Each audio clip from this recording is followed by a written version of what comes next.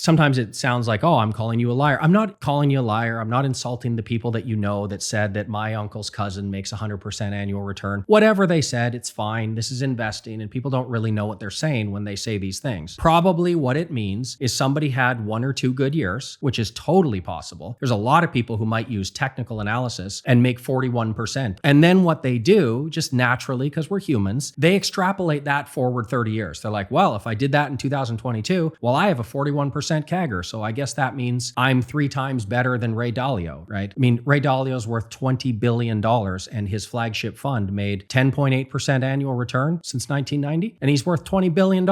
If you can do better than that, just go get your 20 billion. It doesn't make any sense to sort of hide in the shadows and just talk on Twitter. It's one of those things. For some reason, people take a very short period of exceptional return and just feel the need to extrapolate that forward. Like, yeah, it's just always going to be there. No, it's probably not. To make a 40% return, you're taking on a lot of risk. And that risk is a double-edged sword, and it's probably going to bite back at some point. And your 40% after your next bad year, it's going to go down to 20. And then you're going to have a couple good years and you're going to think, okay, it's fine. And then you're going to have another bad year and it's going to go down to 15. 15% a year, you're one of the very best in the world. Not in 1 year. There's millions of people that made more than 15% return last year. There's almost none that made 15% for the last 15 years. That's the difference. And for some reason, humans like to extrapolate to the future, even though that's not really how it works. So if you know somebody, or if you are somebody that made a really good rate of return, the best thing to do in that situation is to stop, analyze why it worked, try to figure out all the spots that it's going to fail if you keep doing the same thing, because you took on a lot of risk to get 40%. I guarantee you that. Try to figure out why it worked and where it can go wrong and fix it before it punishes you. This is what very few people do. This is the whole Las Vegas thing. You go into the casino, you play roulette, and you actually win. Well, very few people can just say, well, that was luck and I'm going to just take my chips and leave. Nobody does that. They're just going to keep playing. They think they've got an edge. They think, wow, I made $4,000 last night. I'm going to go back today. I'm going to make another 4. It's easy, right? You're just supposed to put your money here and distribute it in these 6 numbers. And if you do it in a certain order, I've got an edge, right? I can beat the casino. Nope, you cannot. It's